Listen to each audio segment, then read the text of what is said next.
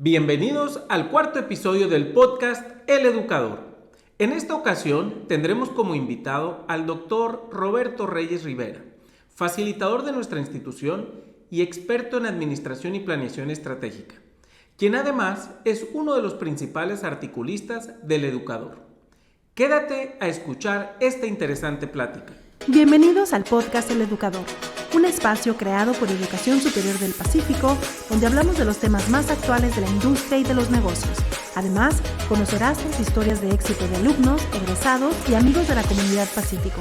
Bienvenido, estás en El Educador. Bienvenidos a nuestra cuarta edición del podcast El Educador.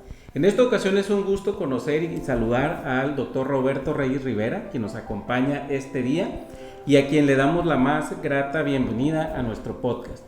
Nos gustaría iniciar, doctor Roberto, que nos platicaras un poco de tu persona, que nos dijeras quién es Roberto Reyes Rivera. Sí, muchas gracias a Adrián y gracias a la Universidad Pacífico, Escuela de Negocios, gracias por tomarme en cuenta. Roberto Reyes Rivera nació en la ciudad de Tijuana y creció aquí cerca, en la colonia Ruiz Cortines, que está aquí relativamente cerca. Ahí crecí jugando fútbol, tocando la guitarra y en menor grado estudiando. Muy bien. ¿En menor grado estudiando? Exacto. Sí, en menor grado estudiando. También Roberto Reyes Rivera hizo la primaria en 3 primarias. Ok.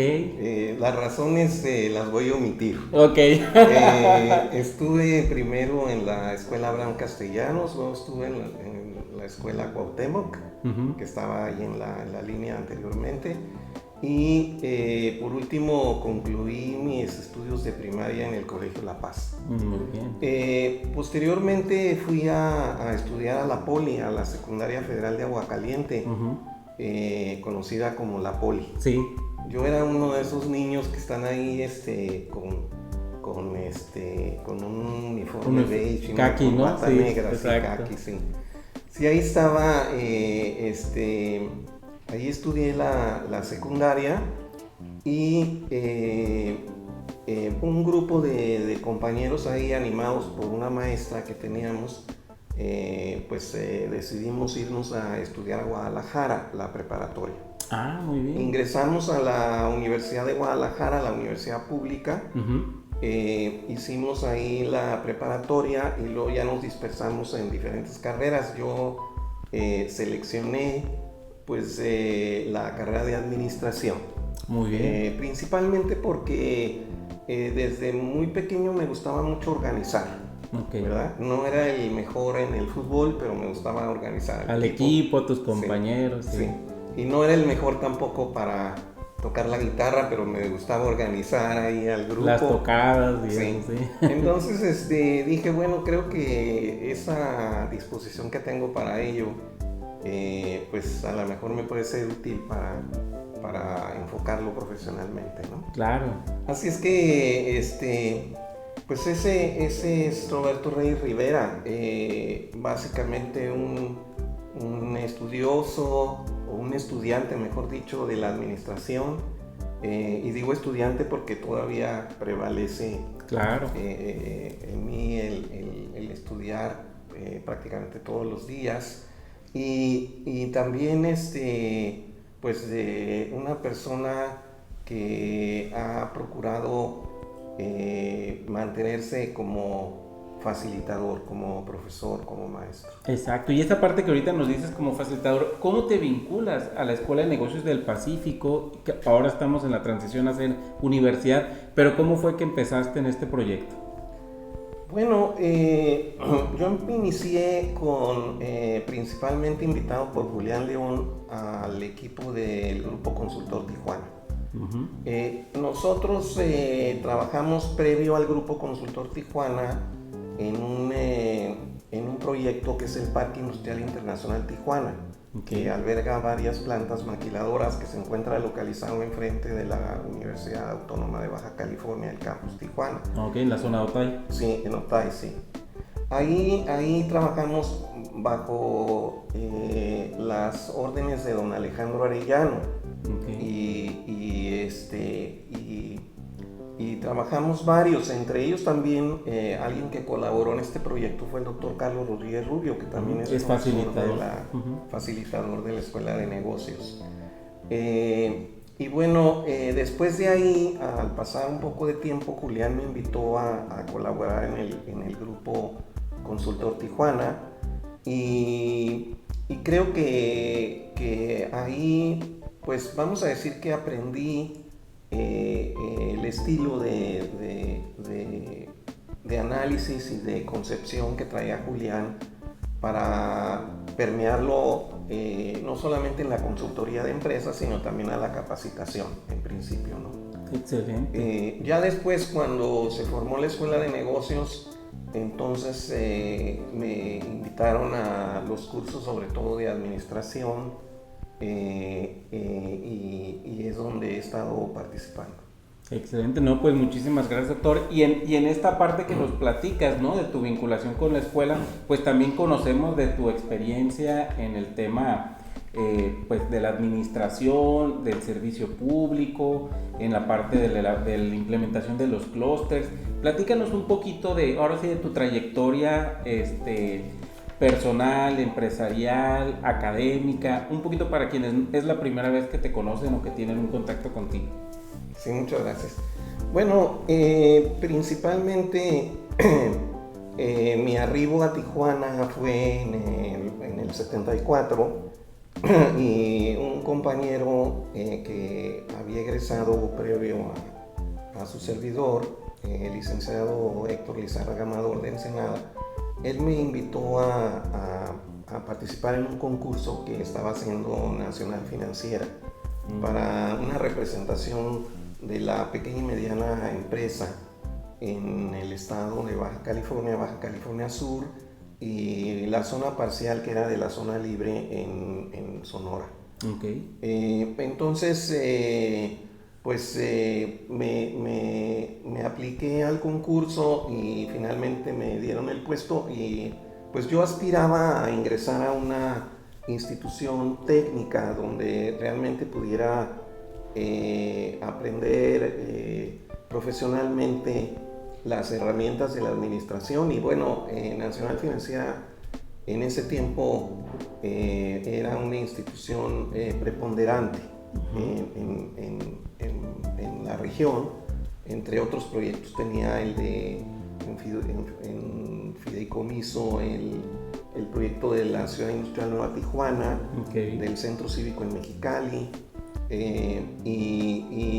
y jugaba un papel importante en la derrama de financiamiento en la región, sobre todo financiamiento a largo plazo, ¿no? Okay. De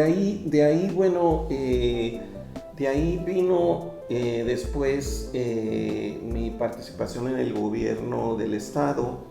Estuve como director de Industria y Comercio al final de la administración del gobernador Roberto de la Madrid. Okay. Posteriormente estuve colaborando en varios organismos empresariales. Fui director de Canacintra, fui el director fundador de DEITAC, de Desarrollo Económico Industrial de Tijuana, fui director del Centro Regional para la Competitividad Empresarial, CRECE. Y posteriormente el ingeniero Sergio Tagliapietra Nasri, que fue secretario de Desarrollo Económico con el gobernador Eugenio Lodi, me invitó a colaborar con él como subsecretario de Desarrollo Empresarial en la Secretaría de Desarrollo Económico. Así es que fueron pues años muy intensos de mucho trabajo y de mucha actividad. Y fue ahí donde me involucré prácticamente con los clústeres. Okay. Yo venía estudiando el libro de la ventaja competitiva nacional, que tiene como 800 páginas, ¿no? Ajá. Una vez una amiga me dijo, oye, no puedo dormir en la noche, no sé qué hacer. Le dije, te voy a regalar la ventaja competitiva de las naciones para que lo de leas. Michael Porter, y verás que quedas muy bien relajada y dormida. Entonces, pues resulta de que estaba yo estudiando todos esos años y enseñando inclusive, y cuando se vino el asunto de la política de desarrollo empresarial, fue cuando el ingeniero Tagliapietra me designó su responsable para esta tarea. Muy bien. Y entonces fue cuando lo vinculamos con los clústeres. Okay. Así fue como se empezaron a hacer los planes estratégicos para los clústeres y se empezaron a impulsar el desarrollo de los agrupamientos empresariales. Sí. Ajá, en la región. Excelente, muy bien. Pues ahora sí que entrando en materia, nos gustaría un poquito con tu experiencia y esta trayectoria académica y de servidor público que tuviste. ¿Cómo podríamos definir el tema de la administración estratégica? ¿Cómo pudiéramos plantearlo para quienes se están introduciendo ahora en las ciencias administrativas? Bueno, hay dos perspectivas de la administración estratégica que en realidad, en mi opinión, se complementan. Uh-huh. Una perspectiva es desde afuera hacia adentro. Okay. Esa perspectiva podríamos decir que la encabeza actualmente el doctor Michael Porter, que fue mi profesor en los programas de entrenamiento de la competitividad. Esa perspectiva de afuera hacia adentro es que los factores externos determinan lo que va a suceder en la organización internamente. Okay. ¿Verdad? Por ejemplo, la competencia, por ejemplo, los mercados, claro. ¿Verdad? Por ejemplo, cuando la escuela de negocios define sus nichos de mercado, está desarrollando esta perspectiva de afuera hacia adentro, o sea, del mercado hacia la organización. Claro. La otra perspectiva de la administración estratégica es de adentro hacia afuera. Okay. En esa perspectiva de adentro hacia afuera está más enfocada a los conceptos de fuerzas y debilidades internas, y esta perspectiva interna está evolucionando a lo que hoy se le conoce como las capacidades dinámicas. Okay. Y las capacidades dinámicas están relacionadas con la orquestación, y la orquestación hace una similitud con lo que los niveles gerenciales desarrollan cuando, por ejemplo, vemos a un director de orquesta. Claro. Entonces el director de orquesta enfatiza, ¿verdad? Como por ejemplo, con la batuta dice, por ejemplo, trombones o violines, ¿verdad? Bueno, el nivel gerencial también desarrolla esto en lo que se llama la perspectiva basada en los recursos. Existen recursos tangibles e intangibles. En este caso, los tangibles son físicos, como el edificio aquí de las instalaciones de la Escuela de Negocios. Los intangibles pueden ser como prestigio, por ejemplo. La clientela. Sí. Entonces eso, los recursos humanos, los facilitadores. Entonces eso hace que enfatices cada uno de estos puntos, ¿no? Como si fuera un director de orquesta. Sí. Muy bien, y ahora sí que en este concepto que nos das de la administración estratégica, platicabas un poco de que tuviste la oportunidad de ser alumno de Michael Porter y de esta parte. ¿Cómo te iniciaste ahora sí que en el desarrollo de ser un planeador estratégico y formador de nuevos planeadores estratégicos? Bueno, lo que sucedió fue que nosotros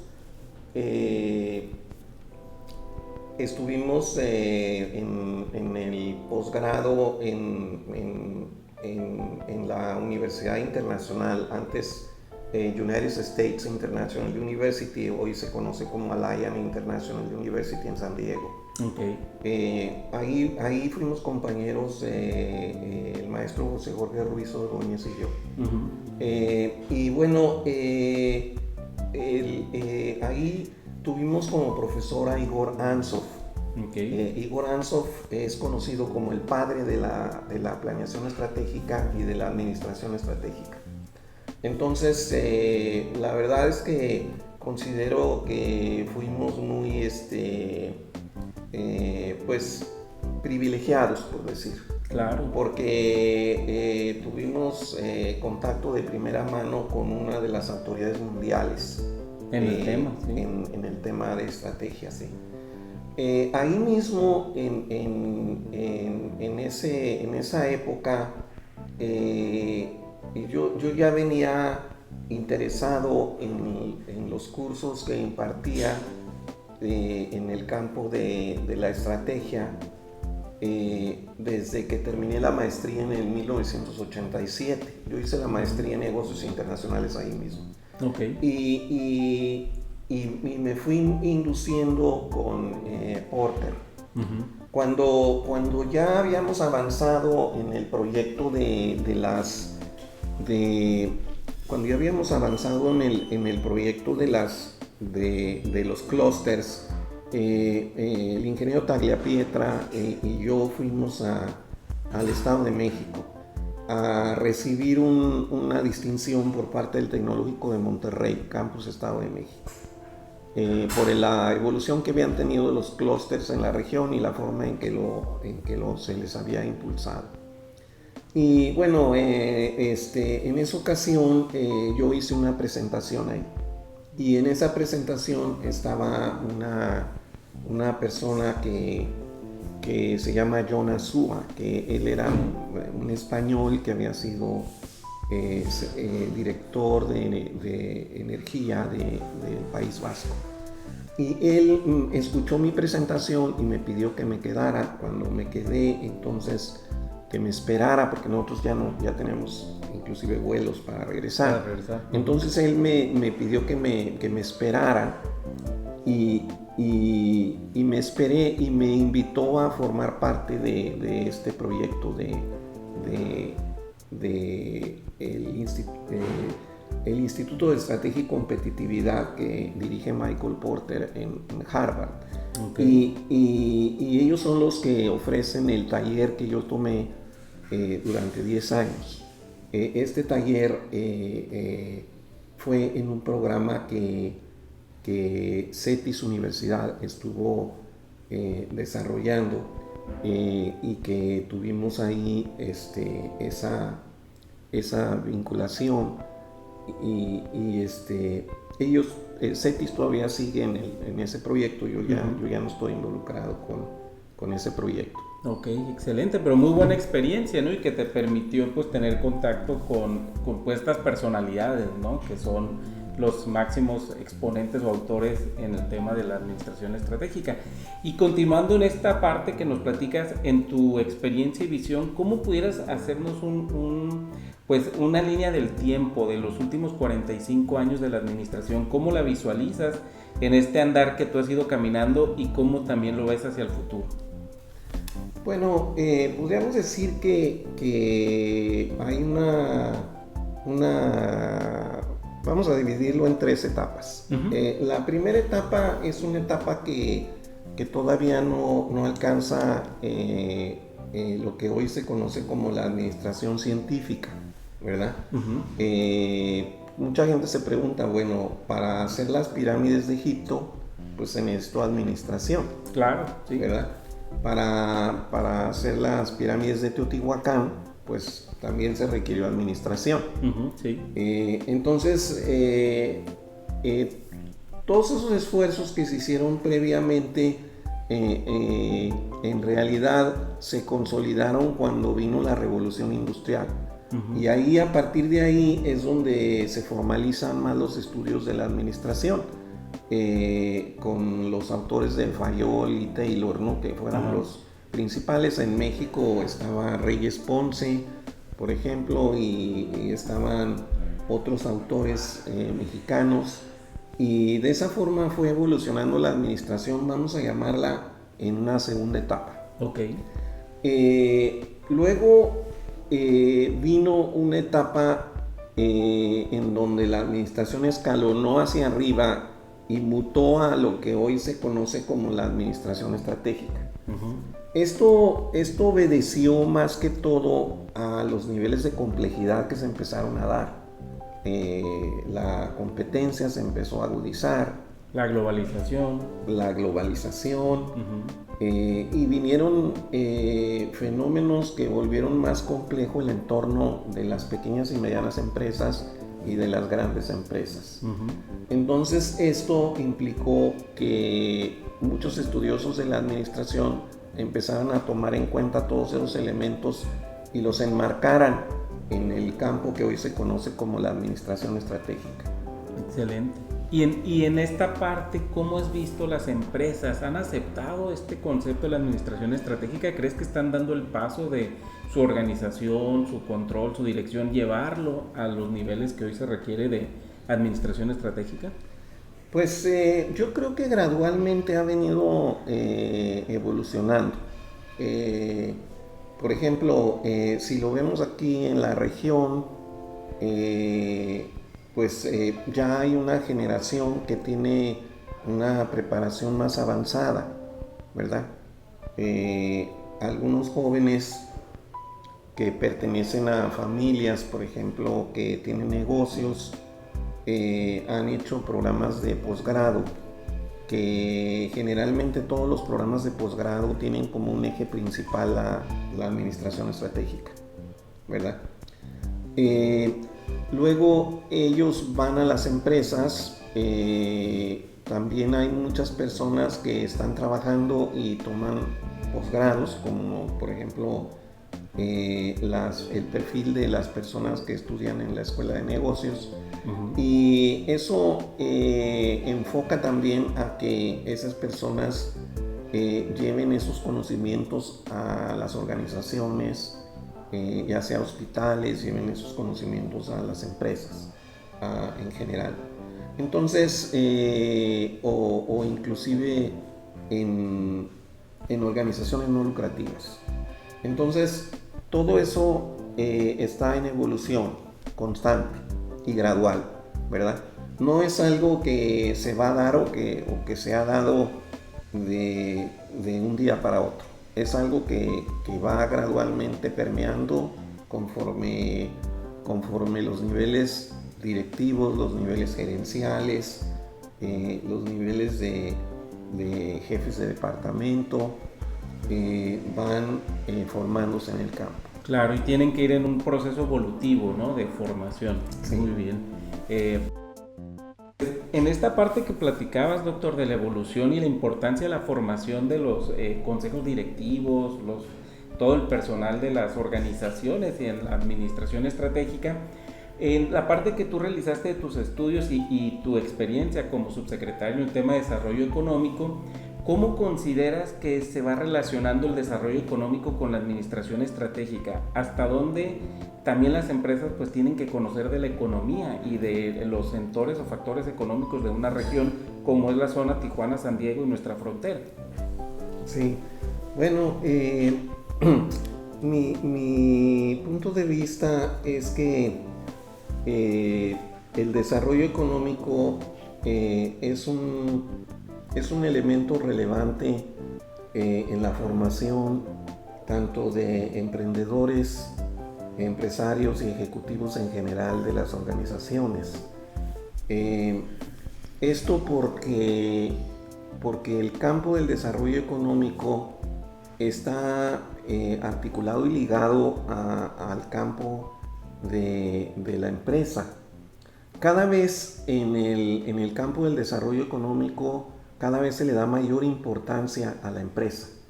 Y en la literatura sobre el desarrollo económico, cada vez se le da mayor importancia. Esto trae como consecuencia que muchas personas nos involucremos en el campo del desarrollo económico. En mi caso particular, yo fui a tomar el curso básico a la Universidad de Arizona.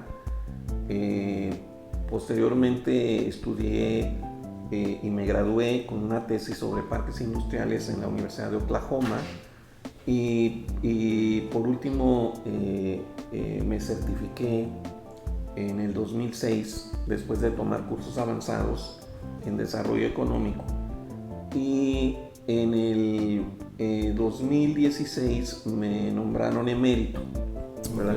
Ya cuando te nombran emérito ya estás muy cerca del panteón. O sea que ya cuidado, pues, cuidadito. No. Ya estás muy cerca del panteón. Pero bueno, yo dije, bueno, si se trata de escalar, pues adelante. Lo acepto, dice. Sí. Entonces, pues ahí podemos ver una gran articulación entre el campo del desarrollo económico y el campo también de la administración y de la administración estratégica en lo particular. Inclusive podemos ver libros del tema de administración estratégica, como hay un autor Tisi, que él es de la Universidad de Berkeley, que está escribiendo sobre administración estratégica, pero destina 2 de sus capítulos de su libro al desarrollo económico. Okay. O sea, estamos viendo ya lo vincula. Sí, ya mayor articulación, sí, en la literatura. Creo que en el futuro va a haber mayor interrelación, mayor interacción horizontal entre varias disciplinas. De hecho, Michael Porter también, sus primeras obras, Estrategia Competitiva y Ventaja Competitiva, pues estaban más enfocados a la empresa, y ya cuando escribió Ventaja Competitiva de las Naciones ya se movió también escaló hacia el desarrollo económico, a través de los clústeres y todo eso. Entonces sí vemos que cada vez hay más articulación, y creo que la va a seguir habiendo, y creo que lo más importante es que le están dando el lugar al emprendedor, la relevancia. Claro, ¿verdad? El reconocimiento. Ya desde Schumpeter viene esa evolución, pero a últimas fechas considero que es más relevante. Sí. Y en esta parte que ahorita decías, ¿no? Del emprendedor y de los jóvenes que llevan a cabo la iniciativa de trasladar su idea en un negocio y en el inicio, los estudiantes que a lo mejor nos están escuchando y tuvieran algún interés en desarrollar su actividad empresarial o profesional, ¿por dónde recomendarías que fuera en esa parte también de capacitación? Un programa de maestría, algunos cursos, literatura. ¿Cómo sería para alguien que a lo mejor ahorita está iniciando en poner un negocio, empezar a emprender, pero que también requiere esa habilidad académica y técnica para el desarrollo de su organización? Bueno, hay 2 cosas que creo que son importantes desde mi experiencia. Una de ellas es la parte de la psicología. Okay, ¿verdad? sí. ¿Qué tanto las personas son tolerantes al riesgo? Sí. Y qué tanto esa tolerancia les puede permitir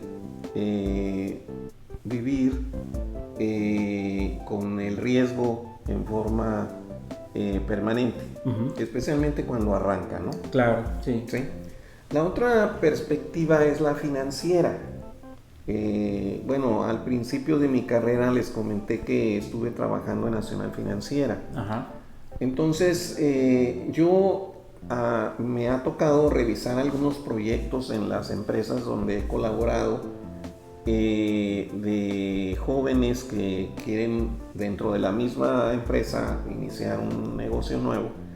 Y a veces veo que vienen los proyectos con grandes ideas tecnológicas, pero cuando empiezo a hacer preguntas respecto a la parte financiera, siempre veo que no hay respuestas, o las respuestas son limitadas. Ya, okay. Entonces, muchas gentes pueden tener una buena idea, inclusive una idea brillante, claro, ¿verdad? Bien soportada técnicamente, pero paralelamente también tienen que apoyarse en alguna persona que sea capacitada en finanzas, o asociarse, o pedir opinión para fortalecer sus proyectos. Claro, con el plan de negocios, por ejemplo. Sí, su modelo de negocios tiene que contar con la parte financiera para ver la viabilidad de que el proyecto pueda caminar,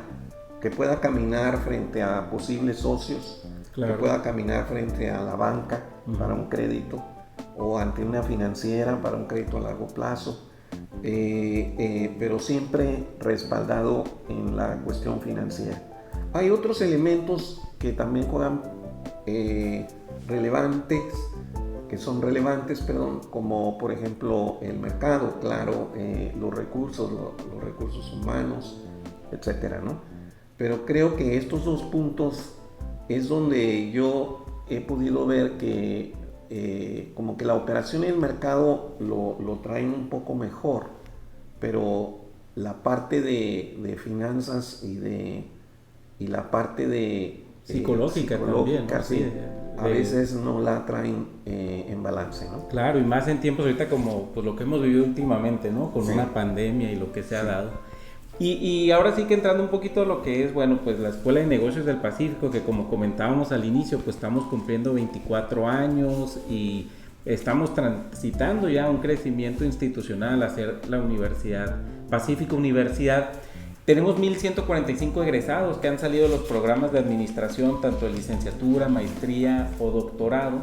¿De qué manera crees que pudiera o consideras que ha sido la aportación que ha tenido este modelo de escuela, de la Escuela de Negocios del Pacífico, para la región de Tijuana, San Diego y para esta zona fronteriza, que también ha tenido un crecimiento y un desarrollo de dinamismo pues muy grande o diferente a otras zonas del país? Bueno, creo que la evolución que tuvo la Escuela de Negocios del Pacífico en su origen a través de la consultoría, del Grupo Consultor Tijuana, y la visión de Julián León López, consejero fundador de la Escuela de Negocios del Pacífico, creo que esa visión de darle un sentido práctico a la educación gerencial, a la educación directiva, a la educación en liderazgo, a la educación en administración,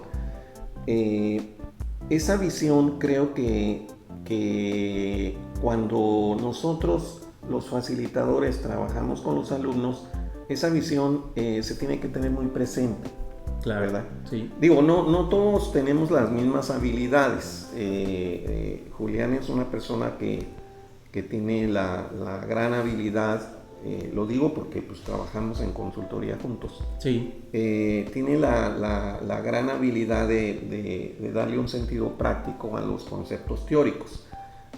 Pero creo que todos debemos hacer nuestro mejor esfuerzo en esa dirección. Sí, claro. Yo creo que ahí está el punto central de la aportación de la Escuela de Negocios a la región. Creo que las personas que están pensando en términos de recibir una formación práctica que les sea útil profesionalmente para impulsar las organizaciones, pudieran considerar la Escuela de Negocios como una opción viable. Claro, sí, y sobre todo en esta parte que hablas de un modelo de escuela flexible, ¿no? Y que es un modelo de una escuela que da esa facilidad a los ejecutivos, a las personas que están a cargo de consejos directivos o administradores, que sabemos que su actividad diaria es bastante, pero que puedan tener ese espacio pues para capacitarse, profesionalizarse y estar actualizándose, ¿no? Ante los nuevos temas. Y en esta parte pues a lo mejor hay algunas personas que nos están escuchando en el podcast o viendo en el canal de YouTube y que a lo mejor primera vez que escuchan de bueno, y esa escuela no la conocía, a ver, platíquenme un poco más. Pues me gustaría que nos pudieras decir un poco ¿qué debería de considerar un estudiante para tomar la decisión de decir quiero ingresar a Escuela de Negocios del Pacífico o a Pacífico Universidad a profesionalizarme en alguno de los programas en ciencias administrativas? Sí, bueno, yo creo que yo me eduqué en 5 universidades y también he enseñado en 5 universidades. Y todas las universidades son diferentes, claro. Todas tienen características diferentes, ¿verdad? Todas obedecen a condiciones diferentes. Sí. Por ejemplo, yo estudié originalmente en la Universidad de Guadalajara, una universidad que en aquella época era una de las universidades más grandes de México. Sí. Y creo que todavía lo sigue siendo. Sigue siendo, sí. La Universidad del Estado, la Universidad de Guadalajara. la pública. Era una universidad muy grande, yo no me perdía ninguna conferencia. Okay. O sea que si había conferencia en filosofía y letras, iba. Participaba, sí. Si había conferencia en economía, iba a economía, ¿verdad?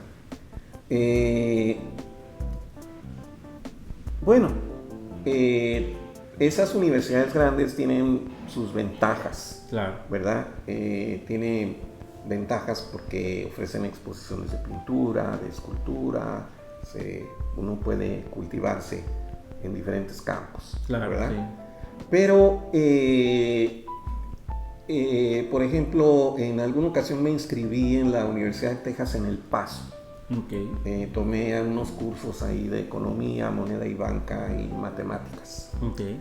Bueno, la clase de matemáticas era un auditorio, éramos como, pues no sé, 200 personas. El profesor estaba al fondo con un pizarrón enseñando, ¿no? Ajá. Yo veía que unas maestras que estaban ahí, todos éramos de posgrado, yo veía que unas maestras que estaban ahí al frente, pues siempre estaban tomando notas y todo. Sí. Ajá. Entonces me acerqué con ellas, ¿no? Y les dije, oigan, pues yo veo que ustedes se sientan enfrente, están muy atentas aquí con el maestro, ¿por qué no me invitan a estudiar con ustedes? Ajá. Y me dijeron, no entendemos nada. Entonces, entonces lo que estoy tratando de explicar es que cuando las clases se ofrecen en auditorios muy grandes, ¿no? Magistrales. Sí.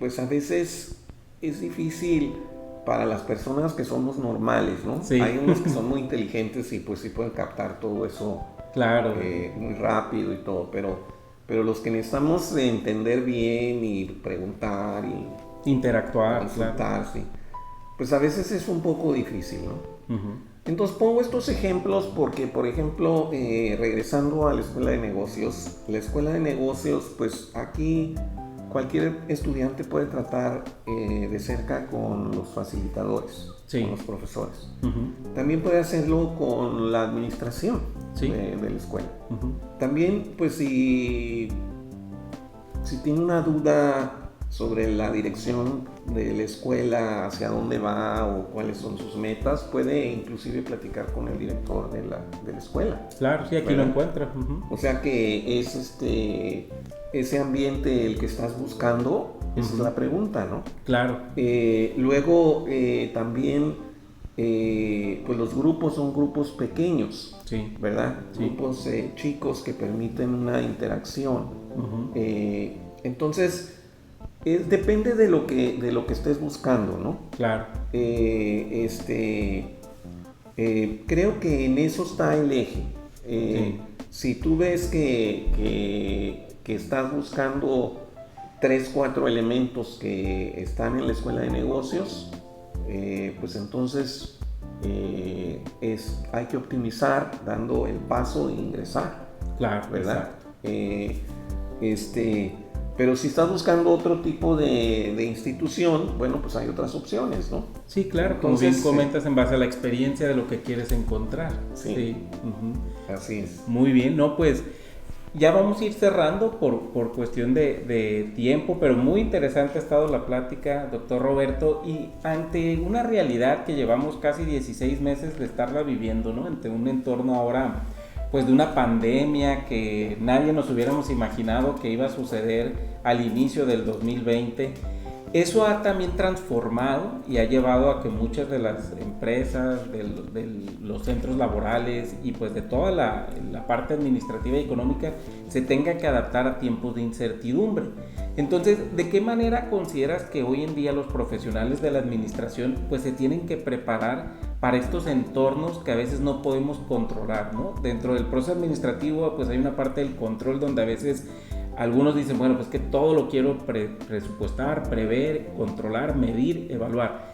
Pero cuando suceden estos fenómenos, porque pues son situaciones externas que no podemos controlar, pues a todos nos mueve el tapete, ¿no? Entonces, ¿qué podrías recomendar para pues quienes están a cargo de las empresas y cómo va a evolucionar la administración después de esta pandemia que vivimos? Bueno, lo que sucede es que tenemos dos tipos de medio ambiente. Uno es el medio ambiente estable, ¿verdad? Uh-huh. Que el medio ambiente estable es incremental. ¿Qué quiere decir eso? Que es pronosticable. Sí. Que tenemos visibilidad hacia dónde vamos, uh-huh. ¿verdad? El administrador, el directivo, el gerente, el ejecutivo, se debe preparar para los dos tipos de medio ambiente. Para un medio ambiente estable y para un medio ambiente turbulento. Okay, sí. Cuando estamos hablando de un ambiente turbulento, estamos hablando de un ambiente como el que se generó con la pandemia. Claro. ¿Verdad? Inesperado, que genera condiciones complejas, que genera inestabilidad, que la visión que se tenía se tiene que acotar. Uh-huh. Entonces son condiciones diferentes. La escuela, o mejor dicho, una escuela de negocios seria, uh-huh, debe considerar la formación en sus alumnos, tanto para que estén capacitados para desarrollarse en entornos estables, claro, ¿sí?, como en entornos más dinámicos, porque las oportunidades ahí están, sí, también en los entornos complejos, turbulentos, ¿verdad? Entonces, en este caso particular, pues yo considero que a tu audiencia les tenemos buenas noticias. Claro. Porque sí, el ánimo debe prevalecer, porque ya la administración cuenta con herramientas para entornos estables, incrementales, presupuestales, pronosticables, ¿verdad? Como también cuenta con herramientas para entornos complejos, de medio ambiente turbulento, no lineales, y que implican otro tipo de herramientas de la administración. Claro, y como bien dices, pues prepararnos, ¿no? Porque creo que es algo que bien comentas, pues que todos los que estamos en las ciencias administrativas, pues debemos de prepararnos ante ambos entornos, ¿no? Y que son situaciones que se dan y que, como ahorita se dio la pandemia, pudiera volverse a dar otro entorno similar o distinto, pero turbulento en el futuro. Pues doctor Reyes Rivera, nos da muchísimo gusto haber tenido esta conversación, y antes de cerrar nos gustaría que le platicaras también a nuestra audiencia, pues tú has sido uno de los facilitadores que más ha producido artículos para nuestra revista El Educador. Platicábamos en el primer podcast que dimos ahora el dinamismo de no solamente tener los artículos en la página web, sino ahora generar estos podcasts entrevistando a nuestros facilitadores que nos permite que también pues las nuevas audiencias que ahora utilizan este tipo de medios para estarse actualizando y conociendo, pues existiera también la versión del podcast Educador. Pero si gustas, también invita a nuestra audiencia a que vaya a la página web de la Escuela de Negocios del Pacífico y lea algunos de los artículos que por ahí nos has hecho, pues que nos has compartido. Sí, me agradaría mucho saber que algunos de ustedes pudieran enviarme alguna pregunta o alguna referencia a los artículos que he escrito para El Educador. Yo creo que ya fácil suman unos 20 artículos, sí, los que se han escrito para El Educador en diversos temas.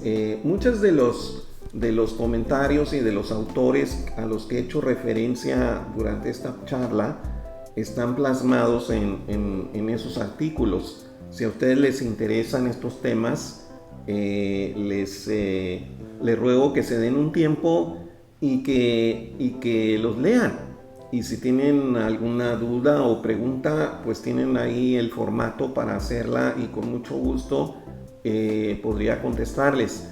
Creo que El Educador es una publicación que va tomando fuerza en función del número de personas que lean los artículos que se publican y de las preguntas que hagan. Entonces, anímense y pregunten, estoy para servirles. Pues así es, como nos dice el doctor Roberto, esperemos recibir algunas de las preguntas de nuestra audiencia y que también esta entrevista pues haya sido de su interés. Y con esto pues cerramos nuestra cuarta entrevista del podcast El Educador y esperamos estén pendientes de la siguiente entrevista. Muchísimas gracias, doctor Roberto. No, gracias a ustedes, y hace un rato quise tomar agua con la careta puesta. Es parte de la nueva normalidad. Muchas gracias.